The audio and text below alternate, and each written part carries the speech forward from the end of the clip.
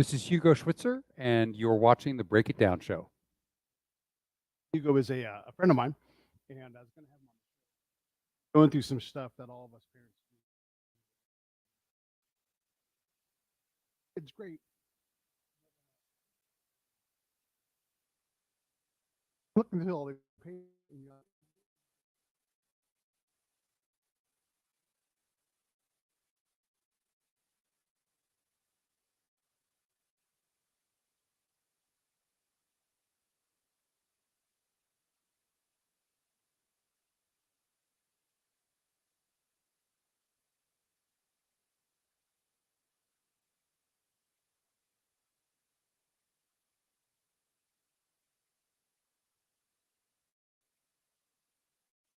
Jam cut to some kid who just will not fit in the mold, and you're like,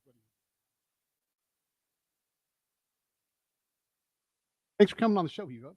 Well, I appreciate the invitation. Thank you for having me on this very hot Southern California day. I just want to start completely off topic. I think very importantly, I am deeply affected by the death of Queen Elizabeth II today. I am a dual citizen. I have a lot of family in the UK, mostly in England, some in Wales, and this loss is so overwhelming that it feels like I have lost a grandmother. And that may seem like hyperbole, but I am feeling it very intensely, and I think a great many people are. And I really look forward to hearing other people's thoughts and hearing the conversations that happen as we reflect on life without someone who has been there for all of our lives. Unless you're over 85, you have no real experience of a world without Queen Elizabeth. So I feel like I'm my first time being a podcast guest under King Charles III, and that's kind of weird.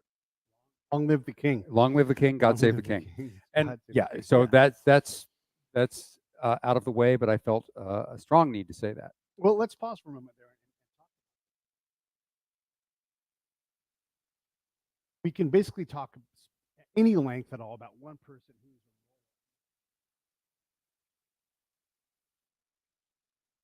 what is it, do you think, that makes the queen of the missteps and the challenges?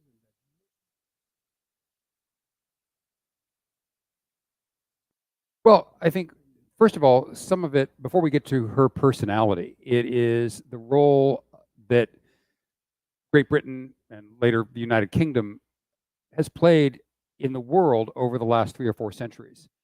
And while there will be no doubt many very critical obituaries condemning colonialism, the reality is that Britishness, was one of the great, if not the great driving engine of human progress for centuries. And that Britishness, the English language, English economic systems, and so forth, touched every continent of the world except Antarctica, and I guess Antarctica too, over the past couple of 100 years. And as a result, to a degree that we can't say we're all a little bit German, and we can't say we're all a little bit Chinese, and we can't say we're all a little bit Rwandan, but we can say that even if we have no English ancestry, we are, in a sense, the products of the gifts of British civilization.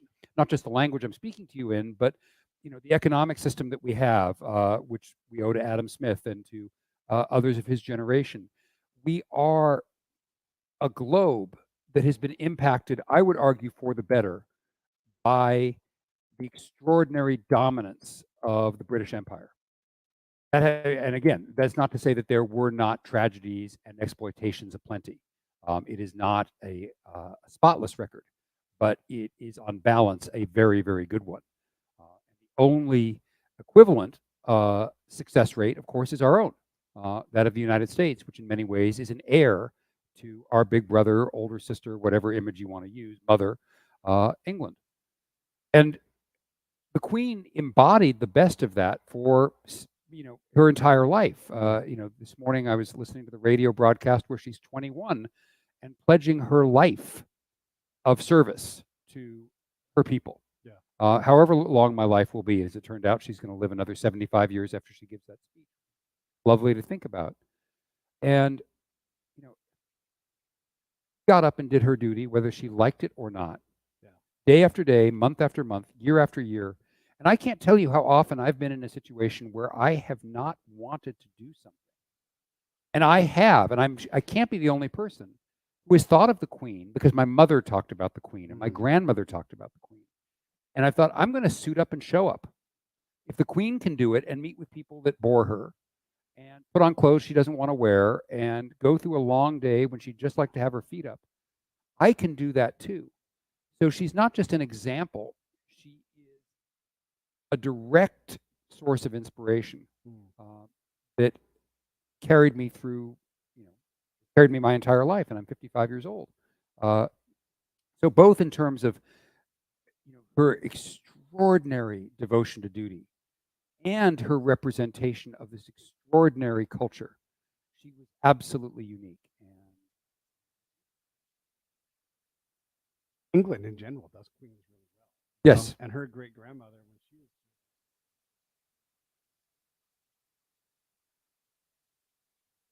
if not for Great Britain,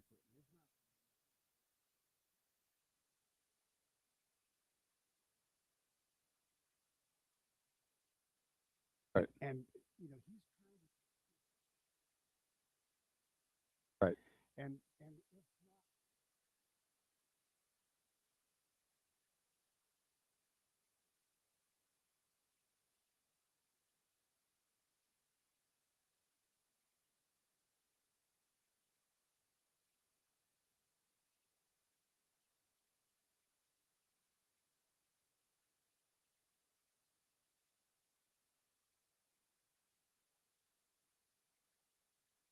always had the people that had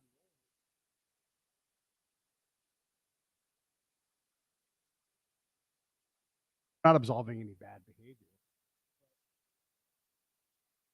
Comes from a conquered family. Everybody comes from a family. There's no washing that stain off. Try to improve your lot in some way. 100%. All right, let's get into this conversation on all of the things that, like with my daughter,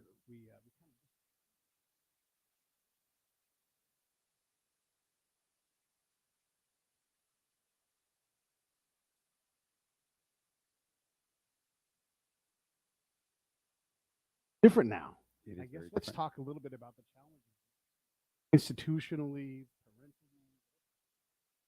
Well, I think, first and foremost, yes. I mean, the proliferation of social media over the last few years and the all-encompassing nature of being online that exists for teens today is very different than it was just 10 or 15 years ago.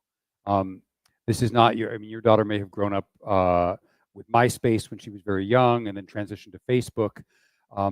But the kind of ubiquity of media, the way that it pervades every waking and even every sleeping moment is relatively new. And by relatively new, I really mean in the last decade.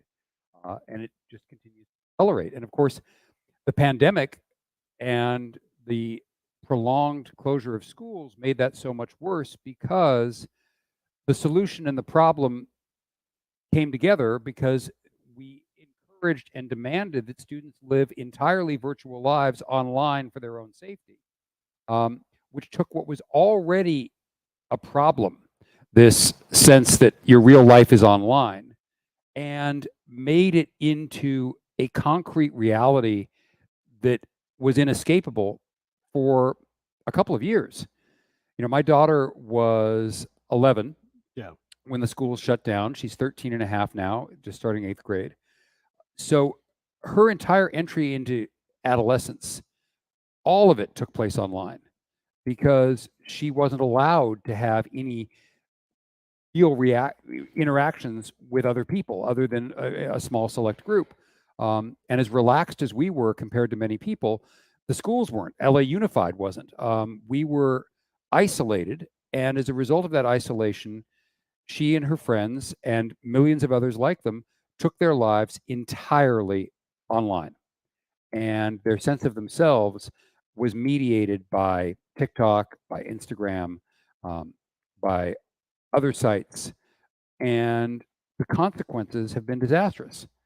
And that's simply a technological change, but it's a technological change that was rooted, at least in part, in an ideological decision, Sure. which was the decision to shutter the schools for so long, and to keep students away from each other, to Yeah. keep children who desperately needed real life interactions isolated and alone in their rooms. This is like a real anthropological, sort of challenge. I mean, trying to understand what it takes to safely raise kids, humans, what kind of interaction they need. And I guess we should also just briefly, because these things matter these days. You are not a Trump flag waving kind of dude. You're a very progressive guy. I myself have a lot of progressive things that I do. So we're not talking from a political point of view. We're talking from a parental point of view. And so you have this reality. Now, look, like all kids growing up, I had my awkward things that made me, not the most popular kid in the world, and I had to try to figure out how to sort that out. One of the things I was able to do was to leave my hometown to go across the bridge to another town where I could be just me. I didn't have Right. the baggage of my youth. Not that I was all that horrible of a kid, but come on. I mean, you have things that happen, and Right. you have a history, and you could just go 5 miles away to church, in my case, and have a whole new set of friends, and you could prove yourself all over and be Right. like, hey, I'm actually this good person. But with social media, you can't escape it. It's just No. everywhere. No, you can't. And its reputations become calcified. Right. And we've seen this with cancel culture, and the digging up of old tweets. You become the sum of your worst moments online. And because you live almost your entire life online, anyone with a grudge, which is almost everybody, can, curate. Everyone uses that verb, curate. I'm tired of it, but I use it too. You can curate an image for someone where they become this absolutely appalling racist, homophobe, bigot, et cetera, based on carefully selecting certain tweets, certain posts, from what for younger people is a lifetime spent online. Right. Anyone under 25 does not have a coherent memory of a pre-online world. And for teenagers today, it's an absurd. They can't even comprehend what it would be like to come home, go into your room, and be able to talk to people without having to worry about your appearance. Yeah. You're always on, not just online, but you're on stage. Yeah. You're always subject to scrutiny, and you're always, no matter where you are, one poor image, one poor tweet, one moment of rash impulse away from humiliation. Yeah. It's a terrifying time to live. My nieces, for a while, and I don't know if they do this anymore, but when they were younger, they would sneak little pictures of you, Mhm. and I'm like, hey, quit taking my picture, unless you're going to let me know what you're doing. But this is a thing that kids can do to each other. Right. You can find that moment of imperfection or Right. whatever. And look, kids did the same thing, just in your face, like calling you whatever that Right. name was and everything. But you're right; it becomes part of this biography of who you are. So we have that. We have kids being bad to kids, and that's obviously been amplified. But we also have challenges, and we're seeing it throughout the nation. This conversation about the role of a school district. And when does it stop? When are they allowed to shut doors and keep parents out? And then when should they absolutely let parents know about the well-being of their kid? What are your thoughts on this conversation in general? Well, I think that, one of the things that happened during the pandemic is that because teaching almost everywhere was virtual, parents got a window into what their kids were learning in a way that they had never had before. And that was a real eye opener in a host of ways.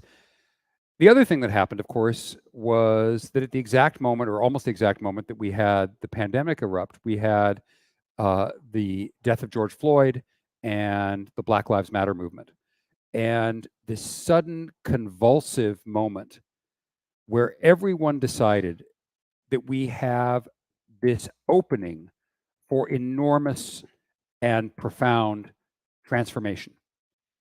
And I think for a lot of people in education, and I think for a lot of progressives, this was the opportunity of a lifetime. Everyone's attention was focused online. Everyone's world had gotten smaller of necessity because of the pandemic. Wow. You had the death of George Floyd, which somehow tapped into a universal rage that had, with no previous act of police injustice had ever been able to tap into. And you had the reaction, you had the riots, you had, the civil unrest, whatever you want to call it. All right. But I think for a lot of progressives, there was this moment where they thought, this is it. We can actually remake the world. Yeah. We can create a more just America, but we only have a limited amount of time. We have to move, as any, revolutionary says, you got to, you want to make an omelet, you got to break eggs, you got to move fast and break things, whatever it is. And I think for a lot of people on the left, the idea was, we're not going to get this opportunity again, this confluence of the pandemic and the social justice revolution. Yeah. So we need to move, and getting parental buy-in is way too slow. Getting everyone in this divided nation to agree on these changes is simply pointless. Democracy is not an effective instrument for that. So we need to, in the institutions we do control, which is large school districts, colleges, universities, the media, we need to move fast and start to implement the changes we want without regard to popular opinion. And so you had things like in LA Unified, you had the head of the union, the United Teachers Los Angeles, saying, it's all right that students are falling behind in math and science, because what students do know are terms like social justice, equity, and insurrection. And she wasn't at that time using the term insurrection to refer to January 6th. She was referring to the riots of the summer of 2020. Right. And so all of a sudden, there was this attempt to impose a progressive agenda around issues, especially revolving around race and gender identity, that was incredibly bold, avant-garde, and, for lack of a better term, progressive. And it was done without parental buy-in. It was done, however, with parental eyes on it. And that was the problem, because we were all watching what was going on Zoom, and because kids tell their parents what they're learning. Yeah. And all of a sudden, you're seeing these radical changes to curriculum, some of which had already been snuck in before 2020, but now are being accelerated because the left sees a door opening. Right. And they know it's going to shut. Everyone knows it's going to shut.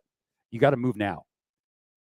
And parents are first stupefied, and then once they see the impact on their kids, they're outraged. And then when they express that outrage, they are told that they are reactionary, homophobic, racist, transphobic, whatever else it is. They are told by the media and by institutions, including teachers' unions, that they don't understand their own children. That the teaching profession better understands their kids than they do. That this is a generation filled with far more queer children than we were ever led to believe exist. This is a generation not only more racially diverse, but more hypersensitive to white supremacy and racism than we had been led to believe. And that we are the unfortunate products of a racist, homophobic, white supremacist system. And the best thing we can do is support teachers, support progressive institutions while they do their work of transforming our kids for the better.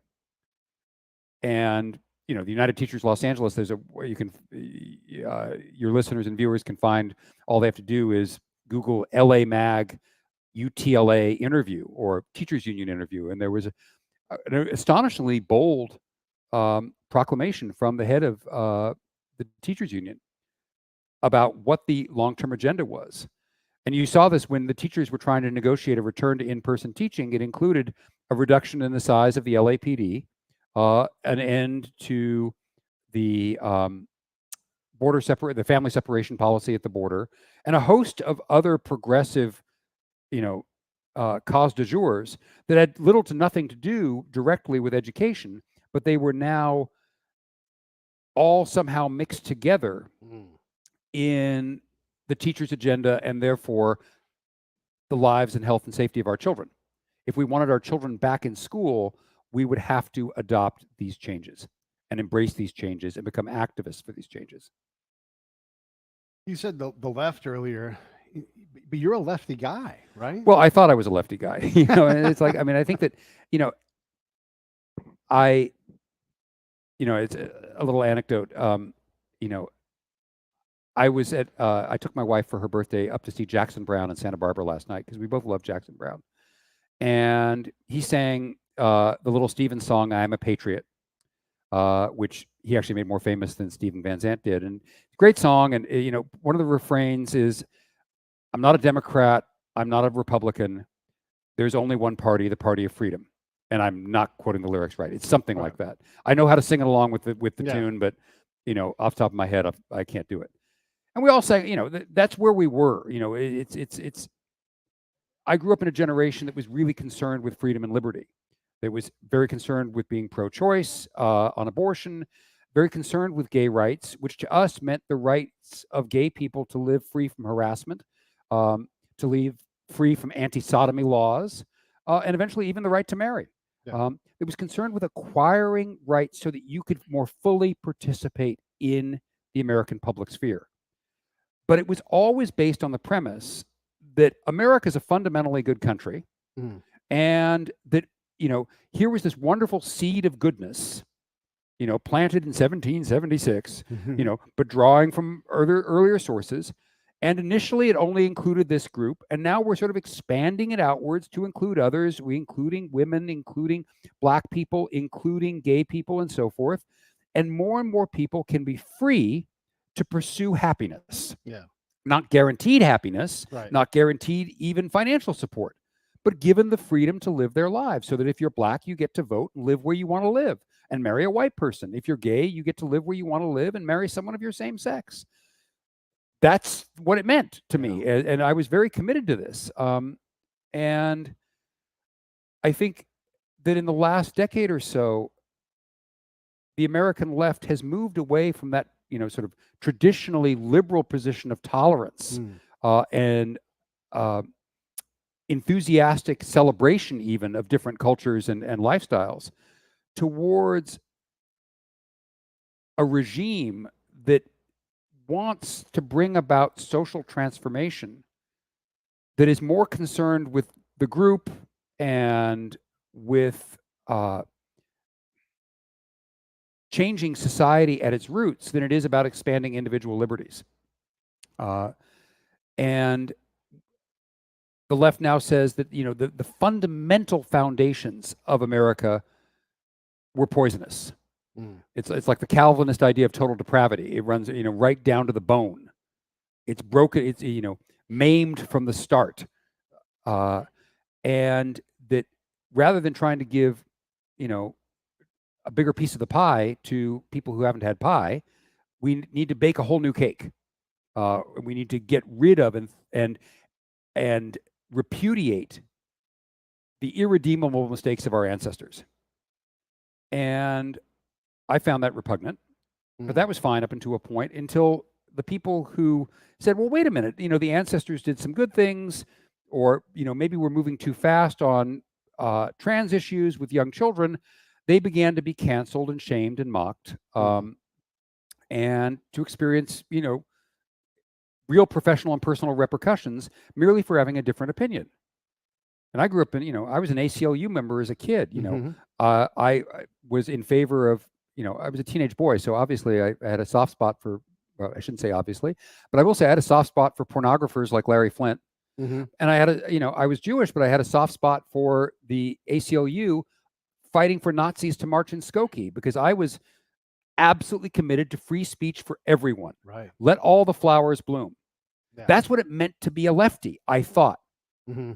But now I was being told that certain speech was not okay, that certain people should be silenced, that Nazis should be punched, that certain thoughts and images were so harmful that they needed to be censored, and those who promoted those thoughts and images needed to lose their positions and needed to face consequences.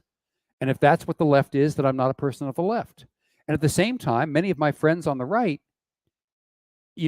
started to shift a little bit on issues like gay marriage. Mm-hmm. And I began to, meet actual gay conservatives, who had a more libertarian attitude, a live and let live attitude on some of the social issues. Yeah. And I thought, well, gosh, I wonder who's really keeping alive the values that I believed in. And that was even before 2020. Yeah. And then, the summer of 2020 and what's unfolded since has sort of sealed the deal. So, I mean, I hate to quote Ronald Reagan, but, as he said, I didn't leave the Democratic Party. The Democrat Party left me. And I feel very much the same way right now. It's these are tough times.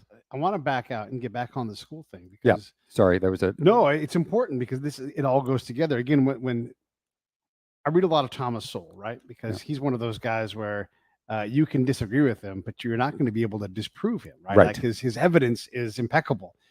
You can have equal evidence that can, that says, maybe this is true too, and I'm sure he grants that. But when you read his stuff, when you read about teacher unions, you read about or institutions that are focused on something other than the well-being and education of kids.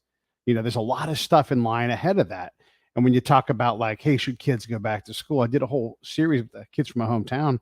They're like, we want to go back to school. We'll be good. We'll wear our masks. We'll wash our hands, but we want to be part of our education. And the kids didn't even have a seat at the table. No. They weren't even allowed to talk. And I'm like, you should have some senior kids here, going, hey, I'm speaking for all of these guys, and let this be part of the community building process. And that was like the big thing I pulled from that episode. And of course, there was stupid people saying, oh, how embarrassing for these kids to be on there and everything. But these are kids that are desperate to go be kids in school and everything. So we have a lot of things that get in between us and that. And I have a friend who is a very senior level administrator. And I was talking to this person about, what they thought about these things. And this person's input was, one, everything's written down. Policies are all written down. Now, how they're interpreted, that's going to be, place to place, district to district. But also, it's every kid has to go through this system for the most part. The LA school district, 600,000 kids. Right. And, 10% of them are shitheads. It's just going to be, because that's how humans are. And then there's the ones that are like, what on earth do we do with this? And they take all of the resources. Right. So what do you do with a big old hairy? Oh, and then the other thing this person said is you wouldn't believe the amount of work the federal and state governments put on us that distract us. Well, it's all elements of doing our job, but these are things that distract me from doing my job as an administrator. Yeah, absolutely. And I think that, there's a separate topic here, but it's related, is that for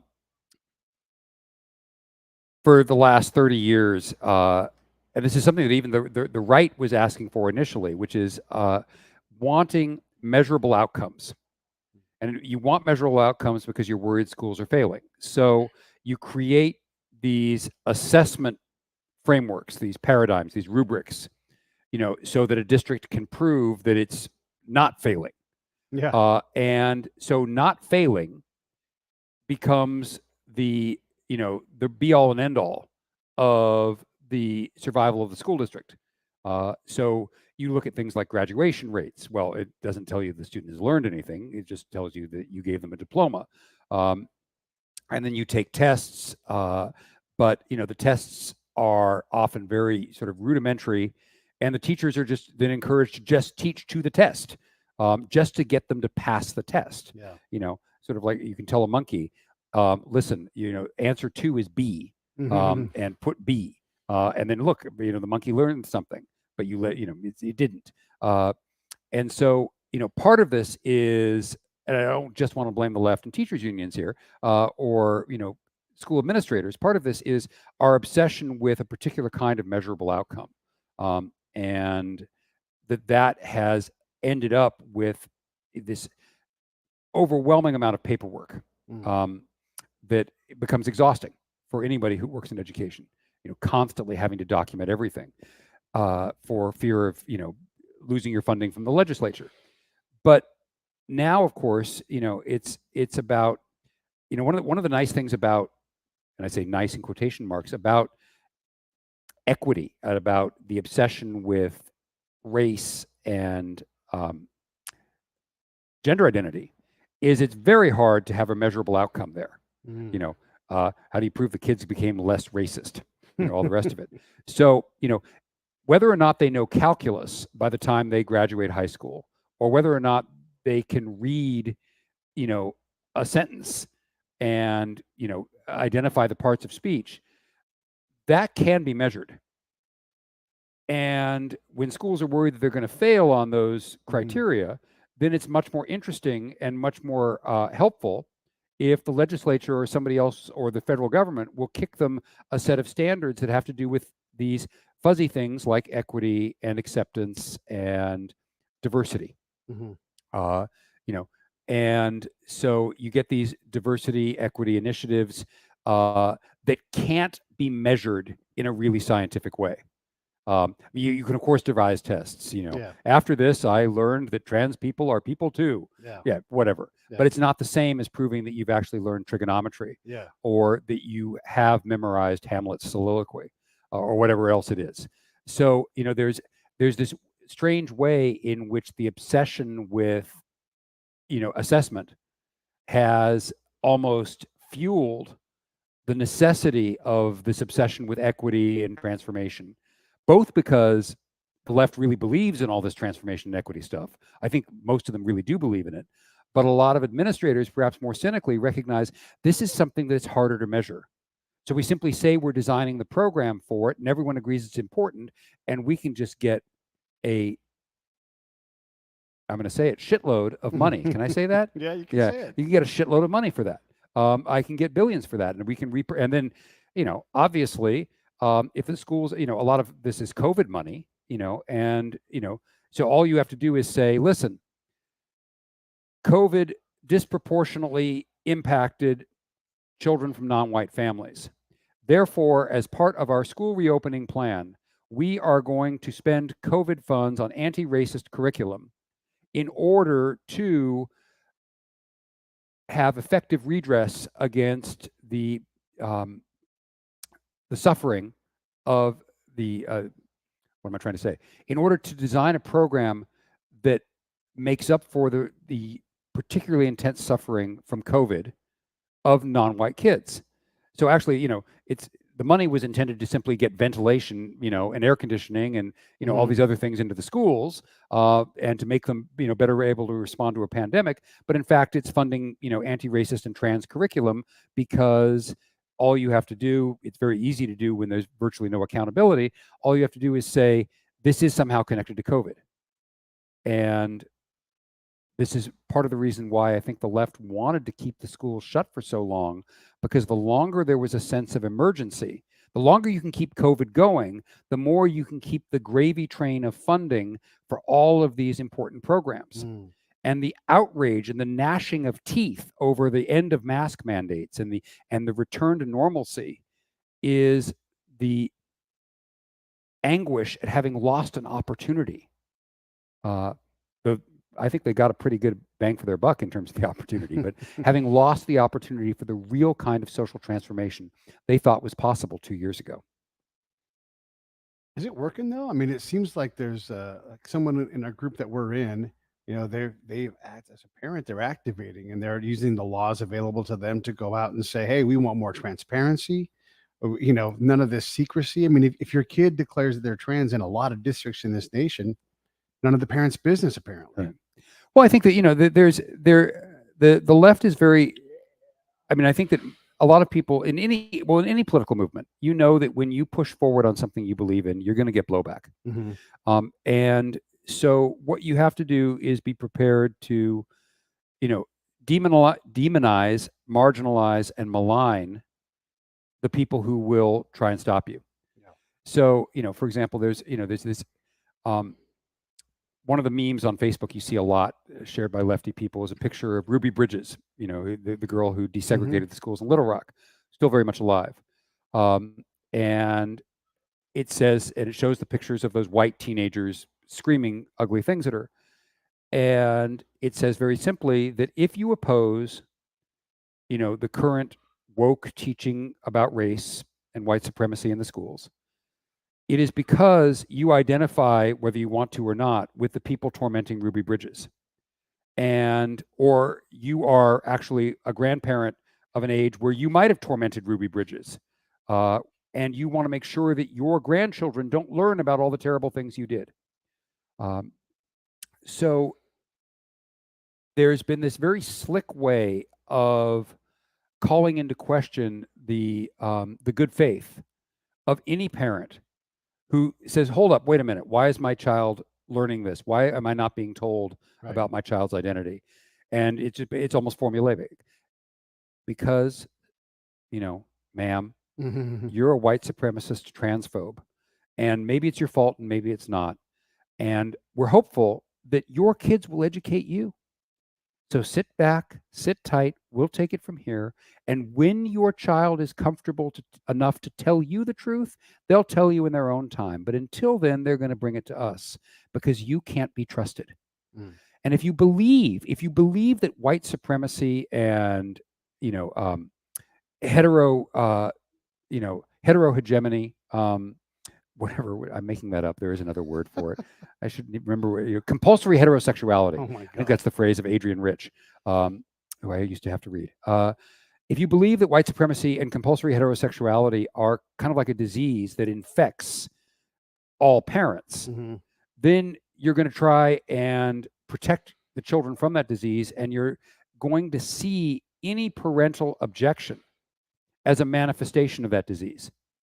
And so you're going to respond with a mixture of pity and aggression, and certainly by mocking them. And that's what's so terrifying about why the left does everything they can to mock, the hairstyles of the women in Moms for Liberty and other groups. But what they don't want to talk about and what they don't want to admit is how many parents are people like me. I am, I lead a secular lifestyle. I live in Los Angeles. I have a PhD. I have never voted for a Republican before in my life. I've always considered myself a liberal. And I have moved to the right out of necessity to protect my children.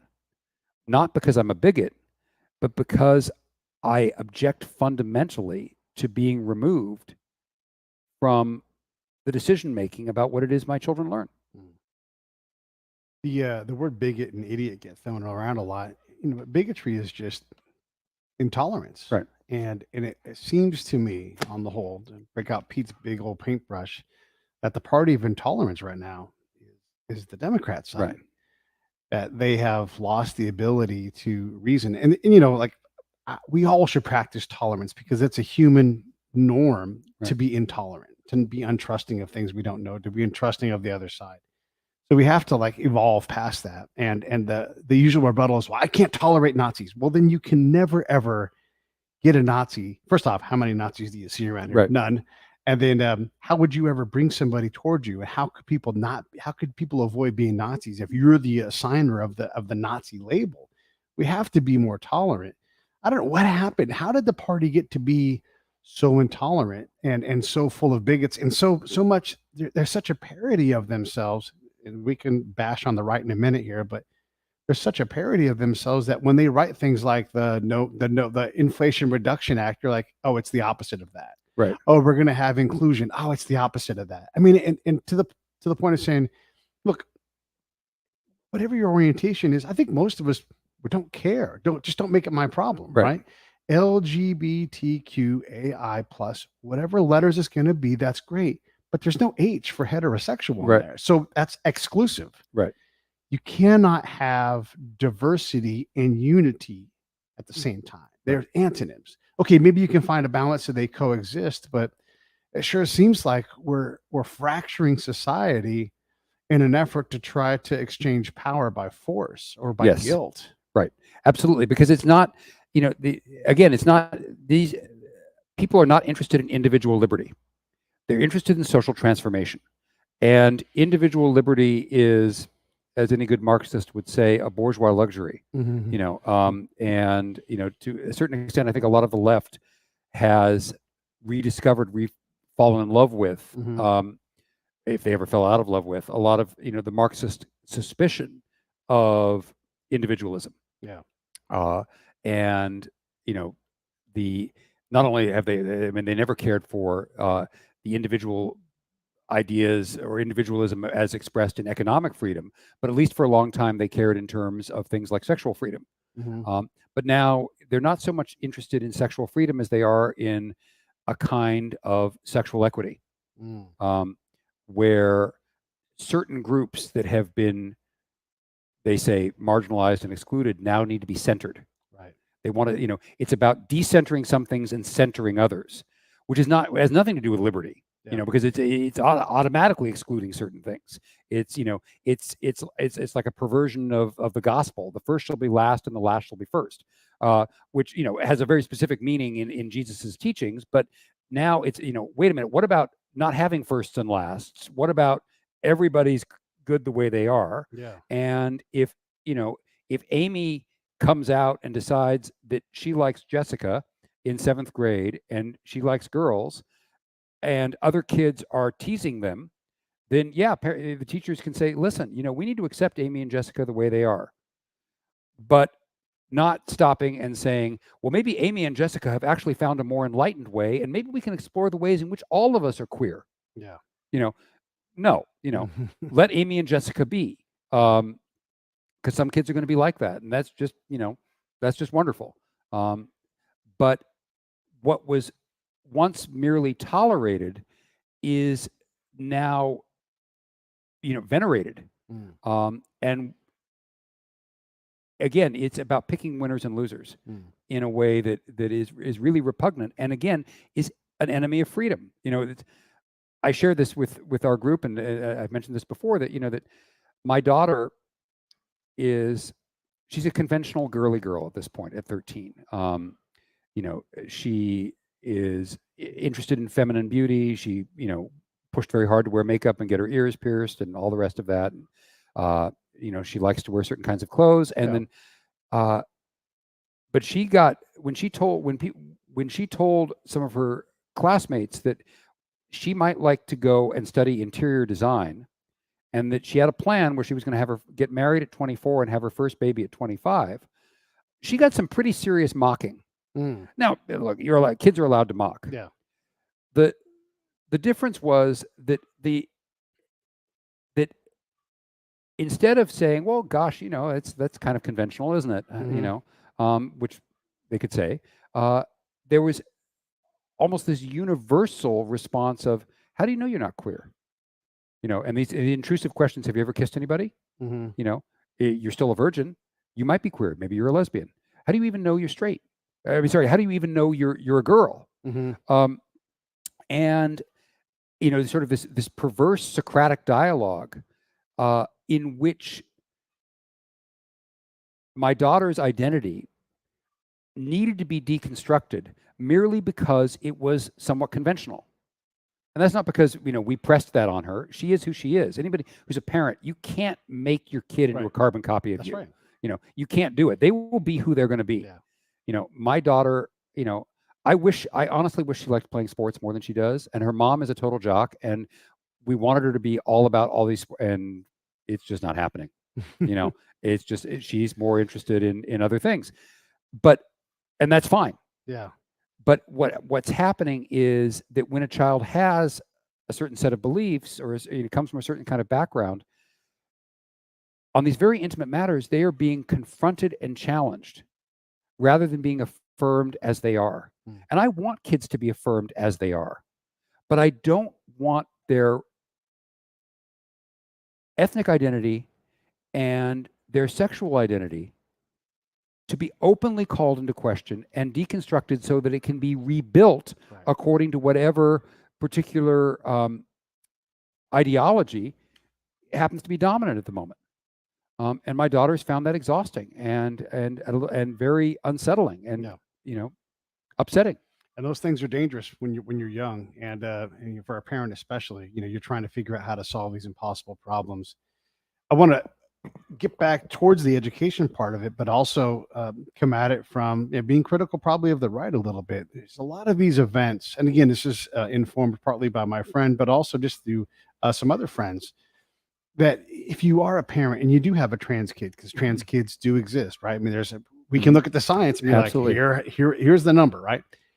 And trying to sort through trans, and we'll just say trans adjacent things, kids trying to sort it out, because the next kid that's like, I might be bisexual, will not be the first nor the last, probably not even the 1 millionth in line, right? I mean, I couldn't meet enough bi girls in college back in the 90s. Right. It just was a thing.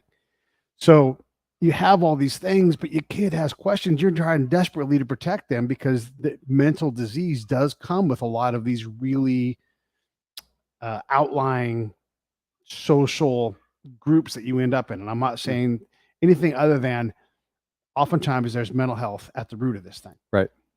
And so the schools are putting together programs. My buddy Mike has a trans kid, and he's a lot because of that, and getting through that whole process. A lot of his community now are parents in this same boat. And so he's there to try to help, mentor, and do whatever he can, just be a friend. And so in his school district, there was going to be an event at the library when they were going to read these alternate orientation sexuality books. And there was an uproar. The thing is this was a private event for parents and kids, ticketed. They got to go there. It's after school hours. And it was really more about that. But that brought out these protest groups, which brought out the Proud Boys, which brought out Antifa. And now we are a million miles from what deals with these things. So if your kid doesn't play football, if your kid isn't going to play squash or any of the normal things, or they're not going to do drama or band or choir or whatever it is, but they need some kind of normative counseling from somebody, and maybe even bringing in an expert, it's got to be a group like this or something like that. And again, this goes back to the parent thing, like, how do parents get involved? Well, here are parents with kids that have questions. Right. And they're like, let's get some answers. Here's this event. But we can't even handle that on the other side of things. Agreed. I mean, I think that there's there is a problem right now where, and I think we all see this happen all the time, where both sides actively enjoy triggering each other, where you have almost this effort to get the other side riled up. Part of that is simply it's a good fundraiser. You've got it's a great way to make money. Here, it's and here are these drag queens doing this. This is outrageous. Here are these conservatives taking over school boards. This is outrageous. I mean, it's impossible to, on one level, to underestimate how much of this is about keeping people who do, direct mailing and political campaigns employed. Because now it's 24/7, 365. There's always something to be upset about. And it drives eyeballs. It drives eyeballs to websites. It drives listeners to podcasts, all the rest of it. We are a nation addicted to outrage. And what that means is that when you are in a state of outrage, finding, reasonable compromises is enormously difficult.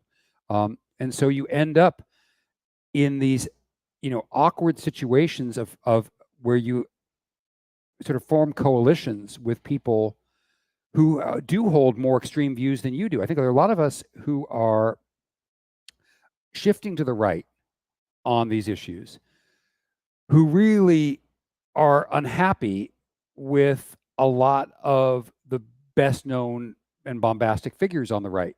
So there's a lot of, I'm not where Marjorie Taylor Greene is. I'm not where Donald Trump is, but I'm here. So one of the skillful things that, the purveyors of anger do is they really try and create a binary where you're either with us or against us. Yeah. So if you are in any way critical of teachers' unions, in any way critical of woke ideology. Heck, if you even use the term woke ideology, Mm. you are essentially a Trumpy. Mhm. That's what you are. Nomenclature be damned. And if you are, a someone who does believe that trans identity is real and that we should support genuinely trans kids and their families, then you are a communist. You are, you are godless, et cetera, et cetera. You belong to the far left, and you're probably in the pay of the Chinese Communist Party. I mean, it's just these absurd, over the top Right. generalizations. And the fact is, it is financially lucrative to the people who do not what you're doing, but the people who run a lot of media, to create these kind of rigid binaries that don't really fit for most people. And what we desperately need is places where people can say, listen, I'm with you on this issue, but not on this. You know, and unfortunately, what I see a lot of people who started on the left and then moved to the right sort of end up becoming, out of necessity, right wing on everything, Mm. because that's the way that you stay in the good graces of things. I think of someone like a Dave Rubin, Mhm. who I appeared on his TV show with Cenk Uygur and the whole Young Turks Yeah. 10 years ago. It was a very left wing show, and then he's gone completely to the right on almost every issue. Yeah. And so for me, I'm like, well, all right, I've moved dramatically to the right on a lot of issues. Still pro-choice on abortion. Yeah. Not leaving that one. Right. California has an election this fall, and I'm probably going to vote a straight Republican ticket, but I'm going to vote yes to make abortion a constitutional right in this state. Yeah. And that's not a contradiction. That's a recognition that I don't march in lockstep with any political party. Sure. And I'm trying to be consistent about freedom. I'm in favor of, there's going to be an initiative about whether or not we should have online sports betting. Yeah. I think that's fabulous. Bring it on. There's an initiative about banning menthol cigarettes. I think people should be allowed to smoke menthol cigarettes. Yeah. I'm a consistent liberty guy. And, if I'm a consistent liberty guy, I sure as heck don't have a home in either binary. Yeah. But I'm not going to, swallow the things I believe in and give up Mm. and simply join one party and one group or another. But at the same time, I also recognize, I hope this is not too much of a tangent, that when it comes to things like, fighting against the teachers' unions and fighting for parent rights, that is going to mean making coalition with people who are very strongly anti-abortion. A lot of the people that I work with and that I know are very staunchly pro-life. Yeah. I'm not there. I'm not going to pretend to be there. I'm still going to give money to the National Network of Abortion Funds. Mm-hmm. But I'm also going to give to Moms for Liberty. Yeah. And we're going to, be together where we can be. Yeah. Disagree where we need to, and keep moving forward. Yeah. And that used to be much more common than it is. And I'd like to see more of us talking about the ways that we do that. And the ways that we build coalitions around issues that really matter to us. And I think that that's so vital in terms of turning down the volume on the rhetoric and the hatred and the anger. There's an event coming up, LAUSD, and it's one of these events where they're trying to deal with young kids and sexuality. We were talking about it before, and someone else I was talking to, this person's very skilled at education, and they were saying, the main thing that we're trying to get across to these K-5 kids is, get through the basics and all that kind of, but just be nice to each other, right. Like raise your hand in class. And a lot of it's just that, like just the foundations, the time to talk about sexuality. And the thing is like the kindergartner teachers who learn, and it's not me, this is my friend who's absolutely an expert of this stuff. The kindergarten teacher can look and go, that kid's probably gay. That kid's probably not going to graduate. Because a lot of this stuff is genetic and they do present in the same way. And it's not something you can test for yet, right. But it will come a time when you can do that. And then the rub is like, how do you get that kid to identify that's going to be trouble or has parents that are in trouble? For whatever reason, how do you scoop those kids up and protect them? Because ultimately, the vast majority of the kids who fit into the big funnel, they get left behind. They don't get the attention because there's not enough resources for them. Right. So, what do you do about this? I mean, how do you, as a parent, how do you proceed next? And then how long do you keep it up for before you're like, hey, no longer my fight. My kids are out of this school. Well, I think it's I in answer to the first question, I think that parental involvement is enormously important. You know, LA Unified is a massive district. It's the largest school district in the country, and as a consequence, given the amount of money that is involved in the school district seats, it's very hard for parents groups to have an involvement. Also, given the demographic here, but you can support. I'm financially supporting and verbally supporting people who are running for office on school boards in much smaller districts. There are dozens and dozens and dozens of districts in LA County alone, outside of LA Unified, where the amount of money required to mount a successful campaign to take back a school board is much less than it would be in something like LA Unified or San Diego Unified. And so it's about creating a critical mass in small towns, in smaller districts, of people who are not necessarily, traditional right-wing activists, but are committed to parents' rights as key stakeholders, not as adversaries, who are committed to children learning educational basics, and who are committed to a pedagogy, an educational philosophy that centers individual achievement and happiness rather than, social transformation, where the group is more important than any one particular kid. And I think that we do that on a small level, and that's going to be much more possible to do in places outside of LA. I think that, what may end up happening is, it's so often, in big cities, there's this assumption that we are the laboratory for what the rest of the world will do. We are more progressive. But the reality is, in a highly democratized system, small towns, smaller school boards, smaller states, smaller legislatures, smaller everything can make progress much faster. Yeah, they're more nimble. And so that eventually we'll get to the point where places like LA Unified need to adapt or die. And I am excited in LA Unified. We have a pretty good new superintendent. Who's come from Florida. He's already pissed off the teachers union. And while I don't believe that pissing off a teachers union is automatically a good thing, it suggests that at least he's not a hack and a flunky. Yeah. And so we can do everything we can to support him as he tries to bring about reforms that are student-centered rather than institution-centered. And I love it. We're about an hour here. Hey, look, Mabel wants to say hi to everybody. A little moment of levity after all that heavy conversation. Mabel is Jay Moore's dog. Jay was our host today. He's out of town, but I'm at his place. So big thanks to my buddy JJ. Man, I appreciate you coming on. I'm going to give you the last word, and then we're going to wrap it up. But thanks so much for doing this. And I thank everybody for listening. And if you have something you want to say, hit me up, Pete@breakitdownshow.com. This shouldn't be the last of these conversations we have, because this stuff is tough. And Mabel says, hello, everybody. I'm Mabel.